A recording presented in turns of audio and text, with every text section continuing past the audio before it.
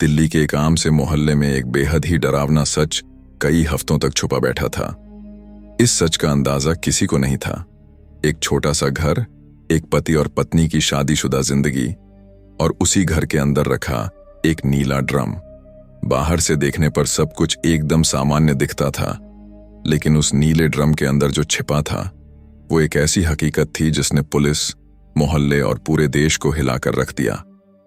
यह कहानी है मुस्कान और समीर की। मुस्कान एक सीधी सादी लड़की दिखती थी, पारंपरिक कपड़े पहनती थी, मोहल्ले में ज्यादा घुलती मिलती नहीं थी और ज्यादातर वक्त अपने घर के अंदर ही रहती थी। उसका पति समीर एक प्राइवेट कंपनी में काम करता था। वह रोज सुबह ऑफिस जाता और देर शाम लौटता। देखने में दोनों एकदम सामान्य जोड़ा थे।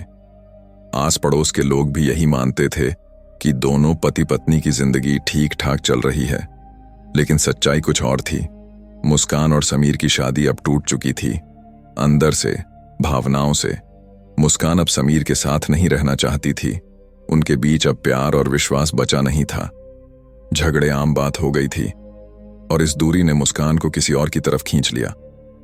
मुस्कान की जिंदगी में एक नया चेहरा आया, दीपक। सोशल मीडिया पर मुस्कान की दीपक से पहचान हुई। शुरुआत में हल्की फुल्की बातें हुई, धीरे धीरे वो बातचीत लंबी होने लगी, फिर रोज की आदत बन गई। मुस्कान को दीपक में वो सुकून मिलने लगा जो समीर में नहीं था। धीरे धीरे बात प्यार तक पहुंच गई। अब मुस्कान और दीपक के बीच एक ऐसा रिश्ता बन चुका था जिसे वो छिपाकर नहीं जी सकते थे, लेकिन उनके प्यार के रास्ते में एक बहुत बड़ी रुकावट थी, समीर। जब तक समीर जिंदा था, मुस्कान और दीपक खुलकर साथ नहीं रह सकते थे, और यहीं से एक खतरनाक प्लान की शुरुआत हुई। मुस्कान ने दीपक से कई बार कहा कि अगर समीर हट जाए तो दोनों की जिंदगी आसान हो जाएगी। दीपक शुरू में हिचकिचाया, लेकिन प्यार में अंधी हो चुकी मुस्कान ने उसे धीरे धीरे मनाया। दीपक को भी अब मुस्कान से लगाव हो गया था, और फिर एक दिन दोनों ने मिलकर तय कर लिया, समीर को मार देना ही एकमात्र रास्ता है। अब बारी थी इस प्लान को अंजाम देने की। मुस्कान ने दीपक को अपने घर बुलाने का तरीका ढूंढा।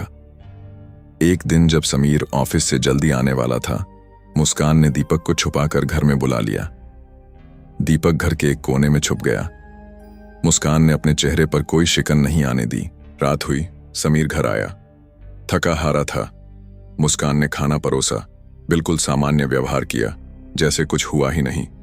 समीर को जरा भी अंदाजा नहीं था कि आज की रात उसकी आखिरी रात है।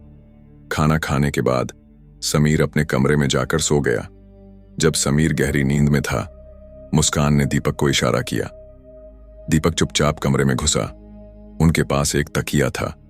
दोनों ने मिलकर समीर को दबोच लिया। पहले उसे सांस लेने से रोका गया, फिर उसके चेहरे पर तकिया रखकर उसे दबा दिया गया। समीर ने बचने की बहुत कोशिश की, हाथ पैर मारे, आवाज निकाली, लेकिन नींद में होने के कारण उसकी ताकत कमजोर थी, और सामने दो लोग थे जो पूरी तैयारी से आए थे। कुछ ही मिनटों में समीर की सांसें थम गईं। कमरे में अब सन्नाटा था। एक आदमी की जान जा चुकी थी। मुस्कान और दीपक एक दूसरे को देख रहे थे। न डर, न पछतावा, बस एक अजीब सी खामोशी। अब अगला सवाल था, लाश का क्या किया जाए? कई घंटे तक दोनों सोचते रहे। अगर किसी को पता चला तो सीधे जेल जाएंगे। तब मुस्कान ने कहा कि लाश को घर में ही छुपा देते हैं, जब मौका मिलेगा तब बाहर ले जाकर ठिकाने लगाएंगे। दोनों ने मिलकर प्लास्टिक का एक बड़ा ड्रम मंगवाया। मुस्कान ने पहले से ही एक ड्रम मंगवा रखा था, जिसका इस्तेमाल अब होने वाला था। ड्रम को घर के एक कोने में रखा गया। फिर दोनों ने मिलकर समीर की लाश को उठाया। लाश अब सख्त हो चुकी थी, लेकिन उन्होंने मोड़ मोड़ कर उसे ड्रम में डाला। शरीर को पूरी तरह से अंदर समाने के लिए कई बार मोड़ा गया। ऊपर से प्लास्टिक की पन्नियां डाली गईं, थोड़ी सी ब्लीच और परफ्यूम डाला गया ताकि बदबू न फैले। ड्रम को ढक दिया गया और उसके ऊपर कपड़े और पुराने सामान रख दिए गए ताकि किसी को शक न हो।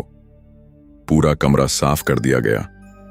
मुस्कान ने जैसे कुछ हुआ ही न हो वैसा व्यवहार किया।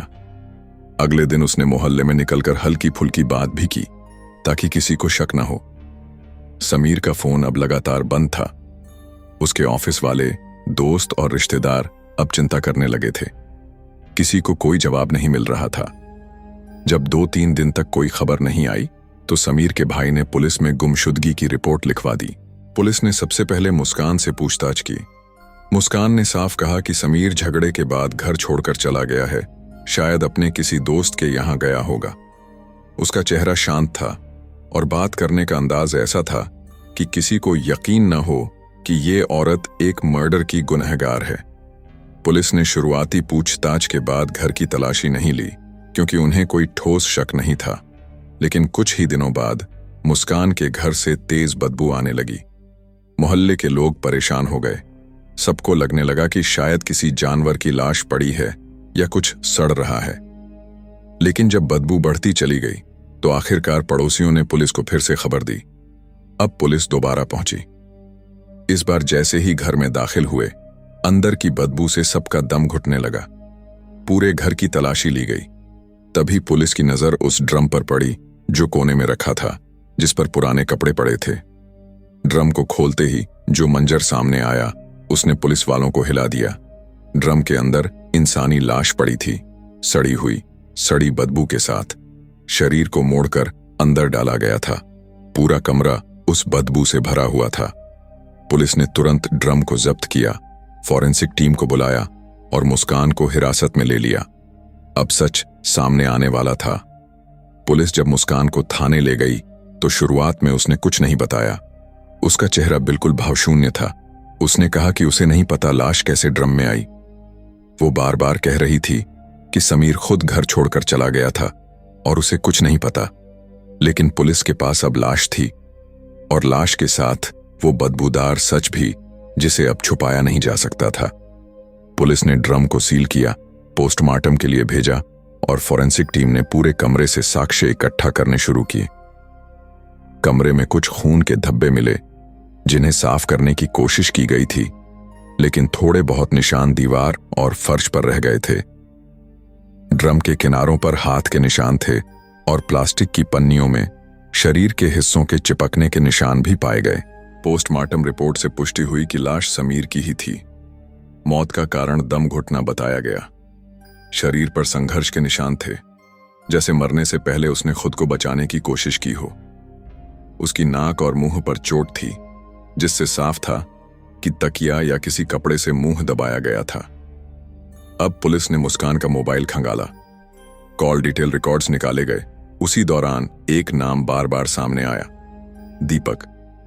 हर दिन घंटों लंबी बातचीत, आधी रात को कॉल्स, चैट्स में दिल की बातें और कुछ मैसेज जिनमें साफ साफ इशारा था कि दोनों के बीच कुछ चल रहा है।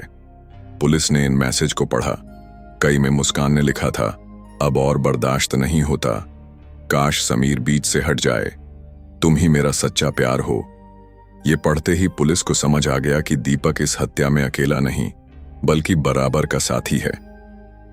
अब पुलिस ने दीपक को ट्रेस किया। वो दिल्ली के ही एक और इलाके में रहता था। उसे हिरासत में लिया गया और थाने लाया गया। शुरू में उसने भी इनकार किया, लेकिन जब पुलिस ने उसे मुस्कान के साथ की चैट्स, कॉल रिकॉर्ड्स और लाश की तस्वीरें दिखाईं, तो उसका चेहरा उतर गया। कुछ ही घंटों की पूछताछ के बाद दीपक टूट गया। उसने सब कुछ कबूल कर लिया। उसने कहा कि मुस्कान से उसका रिश्ता पिछले 6 महीने से था। दोनों रोज बात करते थे, मिलते थे और जब भी मौका मिलता दोनों साथ वक्त बिताते थे।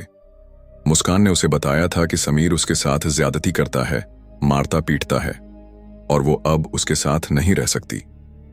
धीरे धीरे मुस्कान ने दीपक को यह यकीन दिलाया कि अगर समीर को रास्ते से हटा दिया जाए तो दोनों की जिंदगी आसान हो जाएगी। दीपक, जो अब मुस्कान के प्यार में पूरी तरह डूब चुका था, उसके लिए कुछ भी करने को तैयार था और फिर दोनों ने मिलकर वो खतरनाक प्लान तैयार किया। दीपक ने बताया कि कत्ल वाले दिन वो शाम को ही घर के पिछले दरवाजे से अंदर घुस गया था। मुस्कान ने समीर को कुछ दवा दी थी जिससे उसे गहरी नींद आ जाए, और जब समीर सो गया तब दोनों ने मिलकर उस पर हमला किया। तकिए से उसका मुंह दबाया गया। समीर ने बहुत हाथ पैर मारे, लेकिन धीरे धीरे उसकी सांसें थम गईं। इसके बाद उन्होंने लाश को प्लास्टिक की चादर में लपेटा और पहले से लाए गए ड्रम में भर दिया। ऊपर से थोड़ा ब्लीच डाला ताकि बदबू कम हो। लेकिन 10 दिनों में जैसे जैसे शरीर सड़ने लगा, बदबू घर के अंदर भरने लगी और आखिरकार पड़ोसियों तक पहुंच गई। पुलिस ने इन सबूतों को एक के बाद एक कोर्ट में पेश किया। कॉल रिकॉर्ड, चैट्स, मुस्कान की ऑनलाइन शॉपिंग हिस्ट्री जिसमें उसने ड्रम ऑर्डर किया था, सीसीटीवी फुटेज जिसमें दीपक घर के आसपास घूमता नजर आया, पोस्टमार्टम रिपोर्ट और फॉरेंसिक रिपोर्ट, हर चीज को पुलिस ने साक्ष्य के तौर पर इस्तेमाल किया। मीडिया में यह केस आग की तरह फैल गया। हर न्यूज चैनल पर यही चल रहा था। पत्नी ने प्रेमी के साथ मिलकर पति का कत्ल किया, ड्रम में मिली लाश, इश्क में अंधेपन का खौफनाक अंजाम। सोशल मीडिया पर लोग गुस्से से भरे हुए थे। ट्विटर, फेसबुक, इंस्टाग्राम पर लोग warrant justice for Sameer trend करवा रहे थे। समीर के माता पिता हर सुनवाई पर कोर्ट में मौजूद रहते थे। उनका चेहरा हमेशा आंसुओं से भरा होता था। उन्होंने कहा कि जिस बहू को उन्होंने बेटी की तरह पाला, उसने उनके बेटे को ऐसे मारा जैसे वो इंसान नहीं, कोई बोझ हो। उन्होंने कहा कि उन्हें सिर्फ इंसाफ चाहिए। उन्होंने कोर्ट से मांग की कि मुस्कान और दीपक को कड़ी से कड़ी सजा दी जाए।